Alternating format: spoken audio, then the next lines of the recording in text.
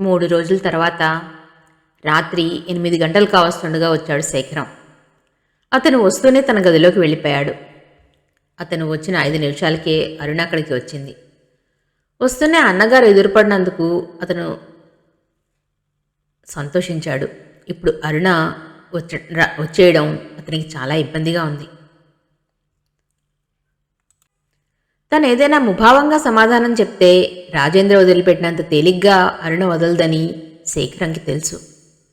కాసేపు విశ్రాంతిగా ఈజీ చైర్లో పడుకుందాం అనుకున్న శేఖరం షర్ట్ విప్పి స్టాండ్ మీద పడేసి ఏదో పనున్నవాడిలాగా ప్యాంట్ జేబులో దేనికోసం వెతుకుతున్నట్లుగా ఉండిపోయాడు. అన్నయ్య, ఎక్కడికి వెళ్ళావు ఈ 3 రోజులు అని అడిగింది అరుణ. నాగార్జున సాగర్ వెళ్ళాను అన్నాడు శేఖరం ఇటు తిరగకుండానే. నాగార్జున సాగర్కా? ఆశ్చర్యంగా అడిగింది అరుణ. పోనీ చెప్పి వెళ్ళొచ్చుగా అంది మళ్ళీ ఆమె. శేఖరన్ నవ్వాడు.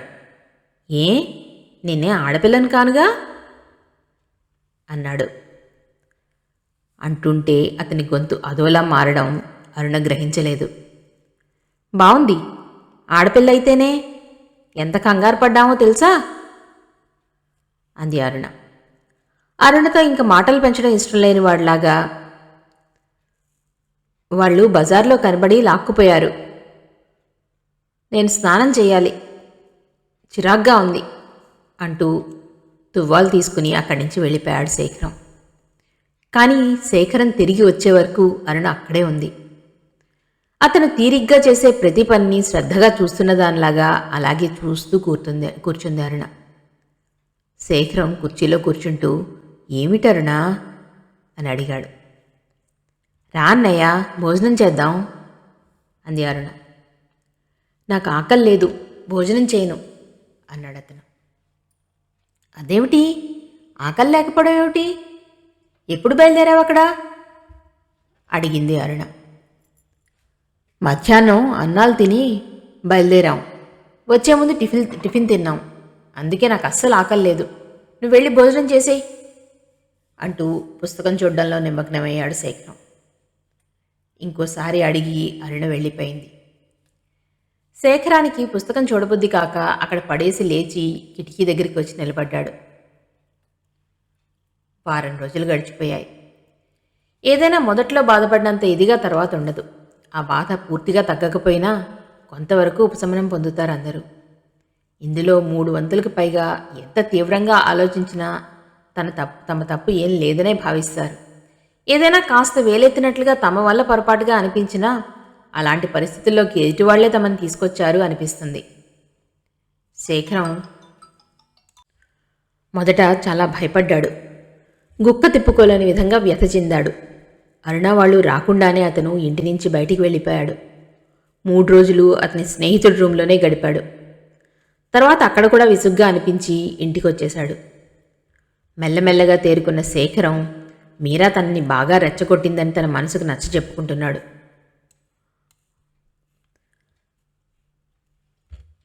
అరుణకి ఇప్పుడు కాస్త కాలక్షేపం అవుతోంది. పిల్లల సంరక్షణ, ఇంకా వంట మనిషి, కుసుమకి నచ్చిన మనిషి దొరకపోవడంతో ఇంట్లో పని, దాంతో అరుణకి బాగానే కాలక్షేపం అవుతోంది. ఇంకో 4 రోజులు పోయాక మీరా రాలేదు, వచ్చి చాలా రోజులైంది అనుకోసాగింది అరుణ. 2 రోజుల క్రితం జ్యోతి వాళ్ళ అమ్మగారు వచ్చినప్పుడు మీరా ఇంటికి వెళ్దామని అనుకుంది. జ్యోతి వాళ్ళతో వెళ్తే ఎక్కడ అన్నగారికి కోపం వస్తుందో అని అరుణ ఊరుకుంది. ఆ రాత్రి శేఖరం వచ్చాక జ్యోతి వాళ్ళ అమ్మగారు వచ్చి వెళ్ళినట్లుగా చెప్పింది అరుణ. వాళ్ళ సంగతి నాకు చెప్పకు అంటూ విసుక్కున్నాడు శేఖరం. నయం, ఇంకా వాళ్ళతో వెళ్ళాను కాదు అనుకుంది అరుణ. అయినా వాళ్లతో వెళ్తే వాళ్ళింటికి కూడా వెళ్ళాలి కదా అనుకుందామే మళ్ళీ. కుసుమ, రాజేంద్ర పిల్లల్ని తీసుకుని పార్కుకి వెళ్లారు. కుసుమ అక్క కొడుకు శర్మని ఇంట్లో ఉండమని చెప్పినా వాళ్ళు వెళ్ళగానే అతనెటో వెళ్ళిపోయాడు. ఇంట్లో అరుణ ఒక్కర్తి ఉంది. ఒక్కదానికి అలా కూర్చోవడం చాలా విసుగనిపించింది అరుణకి. ఈ మధ్య పిల్లలతో బాగా అలవాటైంది. మీరా వచ్చి చాలా రోజులైంది, ఎందుచేత రాలేదో, ఒంట్లో కానీ బాగుండలేదా అనుకుంది అరుణ మీరా గురించి ఆలోచిస్తూ. వంట చేద్దామని వంటగదిలోకి వెళ్ళింది. అరుణ వంట చేస్తుంటే శేఖరం వచ్చాడు. అతను వస్తూనే ఎవరూ లేరా అని అడిగాడు. అరుణ చెప్పింది. శర్మ ఏడి మరి అన్నాడతను. ఏమో ఎక్కడికి వెళ్ళాడో అంది అరుణ. ఎంతసేపైంది వెళ్ళి అడిగాడు శేఖరం మళ్ళీ. అన్నయ్య వదిన వాళ్ళు వెళ్ళిన 15-20 నిమిషాలకే వెళ్ళిపోయాడు. గంట దాటింది. ఏ అలా అడుగుతున్నావు అంది అరుణ. వెంటనే శేఖరం ఏం అనలేదు. తర్వాత అన్నాడు. చార్మినార్ దగ్గర సందులోకి చాలా హడావిడిగా వెళ్తూ కనిపించాడు. వెళ్ళి చూద్దామంటే నా కూడా మూర్తి, చలపతి, ఇంకో ఫ్రెండు ఉన్నారు అని. ఏమో మరి, నాతో అయితే ఇప్పుడే వచ్చేస్తాను అని చెప్పి వెళ్ళాడు అంది అరుణ. శేఖరం మాట్లాడలేదు. అరుణ వంట పూర్తి చేసి వచ్చి కూర్చుంది. ఆమె రత్నకి స్వెటర్ అల్లుతోంది. అది తెచ్చుకుని కూర్చుంది. శేఖరం ఒళ్ళో పుస్తకం పెట్టుకుని అరుణ అల్లుతుంటే చూస్తూ కూర్చున్నాడు. అల్లుకుంటున్న అరుణ అంది. మీరా వచ్చి చాలా రోజులైంది, ఎందుచేత రాలేదో ఏమో అని. పరధ్యానంగా ఉన్న శేఖరం ఉలిక్కిపడ్డాడు. అతను అరుణకేసి చూసి మళ్ళీ మొహం తిప్పేసుకున్నాడు. తర్వాత అరుణ మీరా గురించి ఏదో చెప్తుంటే శేఖరం పుస్తకంలోకి దృష్టి నిలిపి అప్పుడప్పుడు ఊ ఆ అంటున్నాడు. కుసుమ వాళ్ళు ఇంకో అరగంటకు వచ్చేస్తారు అనగా శర్మ వచ్చేశాడు. శర్మ వస్తూనే తలంచుకుని లోపలికి వెళ్ళిపోయాడు. మర్నాడు ఉదయం అరుణ రమేష్కి, రత్నకి నీళ్లు పోసి బట్టలేసి పంపింది. కుసుమ ఇద్దరికీ టిఫిన్లు పెట్టి మంచినీళ్ళు ఇద్దామని గ్లాసుల కోసం చూస్తే రమేష్ గ్లాస్ లేదు. రమేష్, రత్న వచ్చాక ఇద్దరికీ ఒకే రకమైన వెండి గ్లాసులు, ప్లేట్లు తీసుకుంది కుసుమ. ఇప్పుడు రమేష్ వెండి గ్లాస్ కనబడడం లేదు. కుసుమ ఇల్లంతా వెతికింది. ఎక్కడా కనిపించలేదు. అరుణతో కూడా అంది. అరుణ కూడా వెతికింది. ఎక్కడా కనిపించలేదు. కుసుమ అనుమానం తొందరగా పని మనిషి మీదకి వెళ్ళింది. ఇంకోసారి ఇల్లంతా వెతికి రాజేంద్ర వారిస్తున్నా వినకుండా పని మనిషిని అడిగేసింది. పని మనిషి గౌరీ మొదట కుసుమ ఏం అడుగుతోందో అర్థం కాక తెల్లబోయి చూసింది. తర్వాత కుసుమ అడిగింది అర్థం కాగానే ఇంత ఎత్తున లేచింది. అసలే అది చిన్న మాట కూడా పడదు. అప్పుడే గౌరీ అత్త వచ్చింది. గౌరీ పిల్లాడిని తీసుకుని. వాడికి 6 నెలలు. వాడు బాగా ఏడ్చినప్పుడు గౌరీ ఎక్కడుంటే అక్కడికి తీసుకొచ్చి పాలు ఇచ్చాక మళ్ళీ తీసుకుని వెళ్ళిపోతుంది ఆవిడ. కోడలు గట్టిగా ఆవేశంగా కేకలు వేయడంతో ఏం అర్థం కాకపోయినా ఏదో కుసుమ గౌరీ మాట అనుకుంటున్నారని గ్రహించిందామె. అత్త ఎంత వారించినా గౌరీ శాంతించలేదు. దాని నోటికొచ్చినట్లు మాట్లాడసాగింది. కుసుమ గట్టిగా కేకలు వేయసాగింది. వాళ్ళ కేకలతో అత్తకి అసలు సంగతి అర్థమైంది. గౌరీకి చెబుతామంటే ఆమె వినదు.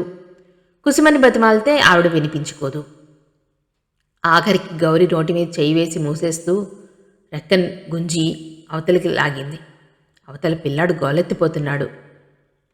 అత్తని ఒక్క విదిలింపు వెదిలించి, నువ్వుండు, ఆ అమ్మ ఎలాంటి మాట అందో తెలుసా? తినటానికి లేకపోతే ముష్టెత్తుకుంటాను కానీ గళాసిపోతే నే తీసినట్టా అంది గౌరీ కోపంగా.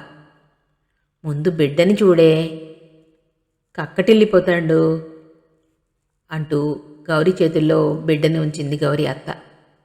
అంత కోపం ఏమైందో ఏమో, పిల్లాడిని గుండెలకి గట్టిగా అదుముకుంది గౌరీ.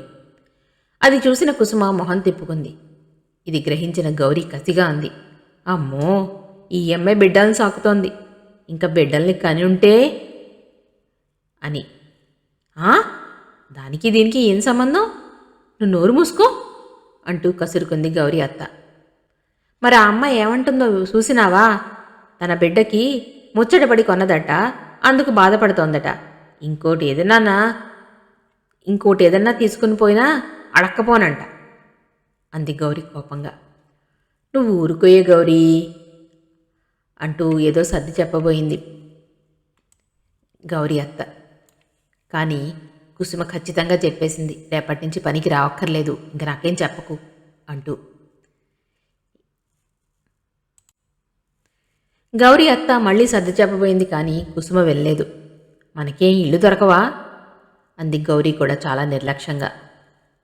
లోపలికొచ్చాక భార్యతో అన్నాడు రాజేంద్ర. వాళ్లతో ఎందుకు గొడవ అసహ్యంగానో అని. ఉన్న మాట అన్నావు అసహ్యమా అంది కుసుమ కోపంగా. చూడని దానికి ఎందుకు అడగడం, ఇంట్లోనే ఎక్కడైనా పెట్టి మర్చిపోయావేమో అన్నాడతను. ఇంట్లో ఎక్కడా లేదు, అది తీయకపోతే ఎవరు తీసేశారంటారు కస్సుమంది కుసుమ. అసలే గౌరీ అన్న మాటకి ఆమెకి ఏడుపొచ్చేలా ఉంది. ఇంకేమన్నా లాభం లేదని రాజేంద్ర ఊరుకున్నాడు. 4 రోజుల తర్వాత రాజేంద్ర కుసుమ గంట నుంచి వాదించుకుంటున్నారు. 50 రూపాయలు ఇక్కడ పెట్టాను, నేను బాత్రూంలోకి వెళ్తూ నేను తీయమని చెప్పి మరీ వెళ్ళాను అంటాడు రాజేంద్ర. ఏమో మీరెవరికిచ్చి మర్చిపోయారో, మీరు మర్చిపోంది ఎప్పుడు, మీరు వెళ్ళగానే చూశాను, కాగితాలే ఉన్నాయి, అవి డ్రా సొరుగులో పడేశాను, మీతో అందామని నేను మర్చిపోయాను అంటుంది కుసుమ. ఇందులో ఇద్దరి మాట నిజమే. రాజేంద్ర కాగితాలతో పాటు డబ్బు కూడా పెట్టాడు. కుసుమ వచ్చేసరికి కాగితాలే ఉన్నాయి, అవి జాగ్రత్త చేసిందామె. వీళ్ళిద్దరి వాదన శేఖరం, అరుణ కూడా విన్నారు. అరుణ హడిలిపోయింది. తొందరగా వెళ్ళి ఏదో కూర తీసుకురా అని శర్మని పంపితే తీరిగ్గా గంటకొచ్చాడు. ఇదేమిట్రా, ఓ కూర తీసుకురావడానికి గంటసేపా అంది కుసుమ. అక్కడ చాలా మంది జనం ఉన్నారు పిన్ని అన్నాడతను. కుసుమ ఎక్కడికో వెళ్ళాలి, పని కాదని హడావిడి పడిపోతోంది. అరుణ వచ్చి, నీ చేస్తాలే వదినా, నీకు టైం అయితే వెళ్ళు అంది. అన్నం వండేశాలే, కాస్త కూర చేసి చారు పెట్టు, అన్నట్టు 2 దోసకాయలున్నాయి, పాడైపోతాయేమో, పచ్చడి చేసేయి అంటూ పురమాయించేసి తను తయారవడానికి హడావుడిగా వెళ్ళిపోయింది కుసుమ. ఆమె వెళ్తూ, శర్మా, పిల్లల్ని చూస్తుండు, ఎక్కడికి వెళ్ళకు అని చెప్పింది. శర్మ సరేనన్నాడు. అరుణ పిల్లలిద్దరినీ తయారు చేసి వెళ్ళి ఆడుకోమంది. శర్మ ఆడిస్తున్నాడు కదా అని అరుణ తన గదిలోకి వెళ్ళి కూర్చుంది. అరుణకి ఏం తోచడం లేదు. ఏమిటో బెంగగా దిగులుగా అనిపిస్తోంది. తల్లి దగ్గర నుంచి ఉత్తరం వచ్చి చాలా రోజులైంది. మీరా ఎందుకు రావడం లేదో, ఒంట్లో కానీ బాగుండలేదేమో, లేకపోతే ఇన్నాళ్ళు ఎప్పుడైనా రాకుండా ఉందా? వెళదామంటే మీరా ఇల్లు ఎక్కడో తెలీదు. మీ ఇంటికి ఒకసారి తీసుకెళ్ళి మీరా అని తను 2-3 సార్లు అన్నా మీరా తీసుకెళ్ళలేదు. ఎప్పుడో ఒకసారి రాణితో వెళ్ళింది. వాళ్ళు ముందు బజారుకి తీసుకువెళ్ళి తర్వాత మీరా ఇంటికి తీసుకెళ్లారు, 90 సందులు తిప్పి. దాంతో ఆ దారే గుర్తులేదు తనకి. శేఖరం అక్కడికి వస్తూ అన్నాడు, అలా వెళ్ళొద్దాం, వస్తావా అరుణ అని. రానని తలూపింది అరుణ. పని అయిపోయిందిగా, అన్నపూర్ణమ్మ గారు నిన్నోసారి తీసుకురమ్మన్నారు, మాధురి కూడా చాలాసార్లు చెప్పింది నిన్నోసారి రమ్మని అన్నాడతను. నాకెక్కడికి రావాలని లేదన్నయ్యా అంది అరుణ దిగులుగా. ఏ, ఇప్పుడు ఇంట్లో కూర్చుంటే ఏం తోస్తుంది, అలా వెళ్ళొద్దనరా అన్నాడు శేఖరం అక్కడే ఉన్న కుర్చీలో కూర్చుంటూ. బాగుంది, ఎప్పుడూ ఎక్కడికి వెళ్ళను, అప్పుడు తోచట్లేదు, కానీ 4-5 రోజులకోసారైనా మీరా వస్తూ ఉండేది. ఒంట్లో బాగుండలేదో ఏమో, ఇన్నాళ్ళు రాకుండా ఎప్పుడూ లేదు అంది అరుణ. శేఖరం తనలో తనే అనుకున్నాడు.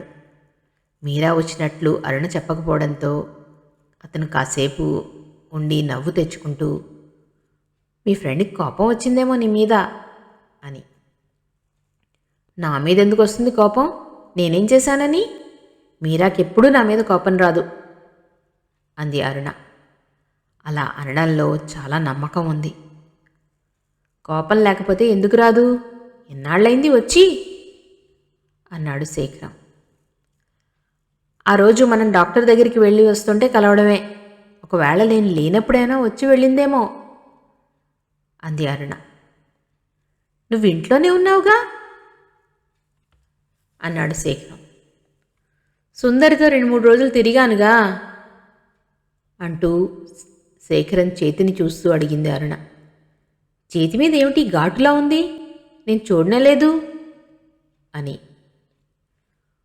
ఊరు వెళ్ళినప్పుడు బస్సులో గీరుకుంది అన్నాడు శేఖరం ఎటో చూస్తూ. మీరాని బెదిరింపుగా, ఈ సిగరెట్తో ఎప్పుడూ గుర్తుండేట్టుగా ముంజేతి మీద ఇవ్వనా, అద్దంలో చూసుకోగానే ముచ్చటగా కనిపించేట్టుగా బుగ్గ మీద ఇవ్వనా అన్నాడు తను. కానీ ఆ పని మీరా చేసింది. ముంజేతి మీద పళ్ళగాటు, నుదుట మీద మచ్చ. తనకి 2 గుర్తులు ఇచ్చింది. అతను క్రాఫ్ కాస్త ముందుకు దువ్వుకుంటున్నాడు ఆ మచ్చ కనపడకుండా. అందుకే అరుణ అది గమనించలేదు.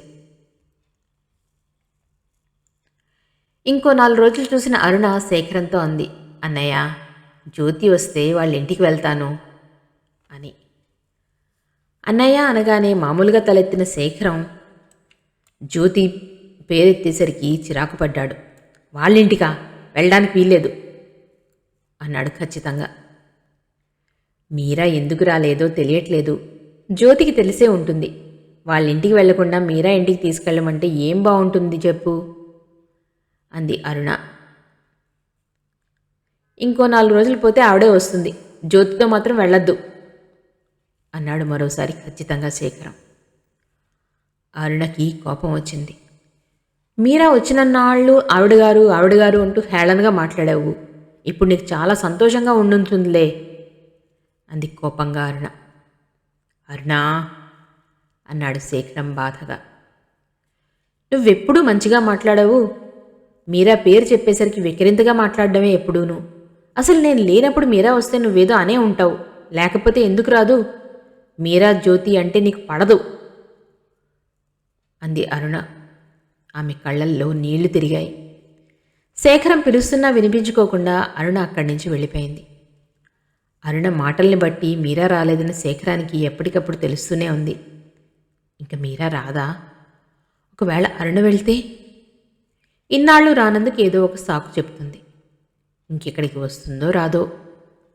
అయినా జ్యోతితో వెళ్ళడం కానీ జ్యోతి ఇంటికి వెళ్ళడం కానీ చేయకూడదు అనుకున్నాడు శేఖరం. అతను అరుణ గదిలోకి వచ్చాడు. అరుణ షెల్ఫ్లో పుస్తకాలు తీసి మళ్ళీ నీట్గా సర్దుతోంది. శేఖరం టేబుల్ దగ్గర కుర్చీలో కూర్చుని దాని మీద ఉన్న పుస్తకాలు అటూ ఇటూ తిప్పుతూ ఉండిపోయాడు కాసేపు. అరుణ ఏం మాట్లాడలేదు. మౌనంగా పుస్తకాలు సర్దుకోసాగింది. జ్యోతి వస్తానని చెప్పిందా అరుణ అని అడిగాడు శేఖరం. లేదు అంది అరుణ. మరి ఇందాక అన్నావుగా అన్నాడతను. వస్తుంది అనలేదు, వస్తే వెళ్తాను అన్నాను. చెప్పకుండా వెళ్తే నీకు కోపం వస్తుందేమో అని ముందే చెప్పాను అంది అరుణ ఇటు తిరగకుండానే. కాసేపు ఆగి అన్నాడు శేఖరన్ నవ్వుతూ. ఆవిడ రాకపోవడానికి నేనే కారణం అన్నావు ఇందాక. ఆవిడ ఇల్లు ఎక్కడో చెప్పు, గుర్తులు నేను వెళ్ళి తీసుకొస్తాను అని. పుస్తకాలు చదువుతున్నదల్లా టక్కున ఆగి ఇటు తిరుగుతూ అంది అరుణ. ఎందుకు? హడ్లగొట్టి ఈ ఊరి నుంచి తరిమేయడానికా అని. అరుణా ఆశ్చర్యంగా అన్నాడు శేఖరం. అరుణ మీరా రావట్లేదనే బాధతోనే అంటున్నా అన్నీ తెలిసి తన్నేదో నిలదీస్తున్నట్లుగా అనిపించింది అతనికి. శేఖరం ఇంకో విషయం కూడా బాగా గుర్తించాడు. మీరా విషయంలో తప్ప ఇంకే విషయంలోనూ తనకి ఎంత నచ్చని పనైనా కానీ అరుణ ఇంత కష్టంగానూ నిష్ఠూరంగానూ మాట్లాడదు అని. అదేంటి అరుణ, ఆవిడ్ని ఈ ఊరు నుంచి వెళ్ళగొట్టాల్సిన పని నాకేమిటి? నన్నేం చేసిందని అన్నాడు శేఖరం. నీకు మీరా అంటే పడదు. నేను మొదటి నుంచి చూస్తూనే ఉన్నాను. కానీ ఎందుకో అర్థం కావట్లేదు అంది అరుణ. శేఖరం మాట్లాడలేదు. అక్కడే ఉన్న అరుణకిచ్చిన టేబుల్ లైట్ని చూస్తూ ఉండిపోయాడు. అలా అన్నానని కోపం వచ్చింది కదూ అంది అరుణ కుర్చీలో కూర్చుంటూ. లేదు, కోపం ఎందుకు నవ్వు తెచ్చుకుంటూ అన్నాడు శేఖరం. ఏమిటో అన్నయ్య, నాకు మీరాకి అలా కలిసిపోయింది. తను రాకపోతే నాకు తోచదు. నీతో ఎప్పుడు మీరా గురించి చెప్పేదాన్ని కాదు. ఎప్పుడూ తనే వచ్చేది. కబుర్లు చెప్పుకునేవాళ్ళం. ఎప్పుడొచ్చినా చాలాసేపు ఉండేది. మళ్ళీ ఏ 4-5 రోజులకో తనే వస్తూ ఉండేది. ఇంక నేను వెళ్ళడం అనే ప్రశ్నే ఉండేది కాదు. నీకు కోపం వస్తే క్షమించన్నయ్యా. మీరా ఎందుకు రాలేదనే బాధలో జ్యోతితో వెళ్తానంటే వద్దన్నావని, మళ్ళీ అంతేకాకుండా మీరా అంటే మొదటి నుంచి నువ్వు అదోలా మాట్లాడుతున్నావని అలా అనేసా అంది అరుణ. శేఖరం నవ్వేశాడు. నువ్వు జ్యోతి వాళ్ళ ఇంటికి వెళ్ళడం నాకు ఇష్టం లేదు అరుణ. ఆ అమ్మాయి మంచిది కాదు. ఏ, జ్యోతి గురించి నీ ఫ్రెండ్ నీకేమీ చెప్పలేదా అని అడిగాడు శేఖరం. మీరా చెప్పింది. ఆ అమ్మాయి ఎలాంటిదైతే మనకే, నాతో ఇంతవరకు బాగానే మాట్లాడింది అంది అరుణ. ఒకసారి నా ఫ్రెండ్ని తీసుకెళ్ళి అవమానించారట. వాళ్లల్లో మీరా కూడా ఉందిట అన్నాడు శేఖరం అరుణకేసి చూడకుండానే. ఎవరతను ఆశ్చర్యంగా అడిగింది అరుణ. మీరా చెప్పిన మాటలు గుర్తొచ్చి నవ్వొచ్చింది కూడా. ఇదన్నమాట మీరా మీద నీకు అసలు కోపం అంది అరుణ. శేఖరం మాట్లాడలేదు. ఆ రోజు, అదే నా పుట్టినరోజు రోజు, నాకు మీరా చెప్పింది. మీరాకి వాళ్ళతో అంత స్నేహం లేదు, అనుకోకుండా ఆ రోజు అక్కడుంది అంతే అంటూ ఆ రోజు మీరా చెప్పిందంతా పూసగుచ్చినట్టు చెప్పింది అరుణ. శేఖరం తెల్లబోయినట్టు చూస్తూ ఉండిపోయాడు. అసలు అంత క్రితం మీరాతో జ్యోతి అంతగా మాట్లాడేది కాదట. ఆ రోజు అనుకోకుండా మీరా అక్కడున్నా మీరా కూడా తమతో కలిసిందని స్నేహంగా మాట్లాడడం మొదలెట్టిందిట. మీరాకి అది నచ్చకే ఎప్పుడో కానీ వెళ్ళేది కాదు. ఆ రోజు నేను జ్యోతి ఇంటికి వెళ్దామంటే కూడా మీరా ఇష్టపడలేదు. మీరా వాళ్ళ అమ్మగారు సాధారణంగా ఎక్కువగా స్నేహాలు చేయడం ఇష్టపడరు. ఇదివరకు రాణి, ఇందిర, మీరా స్నేహితులు. ఇప్పుడు వాళ్ళిద్దరూ లేరు. ఇప్పుడు మీరాకి నేను ఒక్కదాన్నే స్నేహితురాల్ని. నాకు అంతే, మీరా ఒక్కరితే అంది అరుణ. ఆమె ఇంకా ఏదో చెప్తూనే ఉంది, కానీ శేఖరానికి వినిపించడం లేదు. ఆ రోజు మీరా అనుకోకుండా తనకేం తెలియకుండా అక్కడ ఒక పాత్ర వహించింది. మీరాకి అరుణ ఒక్కతే స్నేహితురాలు. జ్యోతి అంటే మీరాకి అంతగా ఇష్టం లేదు. ఈ విషయాలు తెలిసి శేఖరానికి చాలా బాధ అనిపించింది. ఇంకో 4 రోజులు చూద్దాం, తన గురించి అరుణ స్నేహం అనుకుంటుందా అనుకున్నాడు అతను. ఏ రోజుకు ఆ రోజు అరుణ మీరా వచ్చింది అని చెప్తుందేమో అని బయటికెళ్ళి రాగానే అరుణ గదిలోకి వచ్చేవాడు శేఖరం. అరుణ దిగాలుగా కూర్చుని ఉండడంతో మీరా రాలేదని అతనికి అర్థమైపోయేది. ఇంతలో రాఘవరెడ్డి దగ్గర నుంచి ఉత్తరం వచ్చింది. అతను 4 రోజుల్లో వస్తున్నట్టుగా రాశాడు. శేఖరం అరుణ దగ్గరికి వచ్చి అన్నాడు, జ్యోతి వస్తే వెళ్ళు అరుణ. జ్యోతి అంత మంచి అమ్మాయిలా కనబడలేదు. అలాంటి వాళ్ళ స్నేహం అంత మంచిది కాదని అన్నాను అంతే అని. అరుణ ఆశ్చర్యంగా చూసింది శేఖరాన్ని. అన్నగారు అదోలా కనిపించడంతో ఇంకేమీ మాట్లాడలేదామె. శేఖరం అక్కడి నుంచి వెళ్ళిపోయాడు. ఆ రాత్రి ఎంతసేపటికి నిద్ర రాక, పుస్తకం చదవబుద్ధి కాక లేచి కిటికీ దగ్గర నిలబడ్డాడు శేఖరం. మీరా గురించి అరుణ చెప్పిన దగ్గర నుంచి అతనికి చాలా బాధగా ఉంది. తను ఎప్పుడూ ఏ విషయంలోనూ పొరపాటు పడలేదు, తొందరపడలేదు. కానీ మీరా విషయంలో తను పొరపాటు పడ్డాడు, తొందరపడ్డాడు. ఇన్నాళ్ళైనా ఆమె రాలేదు. ఒక్కసారి ఆమె కనిపిస్తే బావుండు. అరుణ కోసమైనా రాదా? ఒక్కసారి కనిపిస్తే బావుండు అనుకున్నాడు అతను.